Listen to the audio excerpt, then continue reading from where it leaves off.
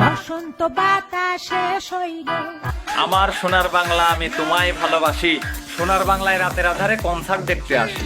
Concert দেখতে আইসা দেখি জোড়ায় জোড়ায় বেশ, এসব দেখে মনে হচ্ছে ফ্রি সেক্সের দেশ। এই কনসার্টে আসে দেখি হাজার হাজার লোক, তবুও যেন সব মানুষের অন্ধ ছিল চোখ। ছেলে মেয়ের জন্য বাপে কষ্ট করিয়ে মরে, নাঙ্গের গলা ধরিয়ে তারা কামড়া কামড়ি করে। শিক্ষিত হবে মেয়েটা তাদের বাপ মায়েরই আশা, লেখাপড়ার নামে মেয়ে কি বানায় ভাষা। কলেজ খরচ জোগাতে বাপের পাশায় পরে করা, অন্যদিকে মেয়ে নাঙ্গের দেয় টুটকি মারা। ছেলের কথা কি বলবো, না বললেই নয়, ভাব দেখায়া কলেজে আসে প্রেমিক পুরুষ জয়। ছেলের পকেটে টাকা থাকে না, কাটতে নিজের বাল, তবুও যেন বাংলার হিরো সাথে থাকে মাল। ফুটানি করতে করতে ছেলে স্কুল কলেজ যায়, খোঁজ নিয়ে দেখেন ওর বাপ চেয়ে চিনতে খায়।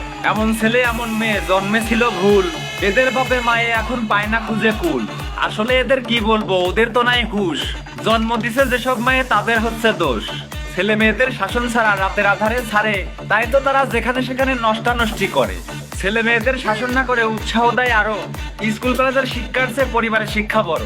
কুকুরের মতো জন্ম দিয়ে ছাড়ছে রাস্তা ঘাটে, এই কারণেই তারা থাকে পরপুরুষের খাটে।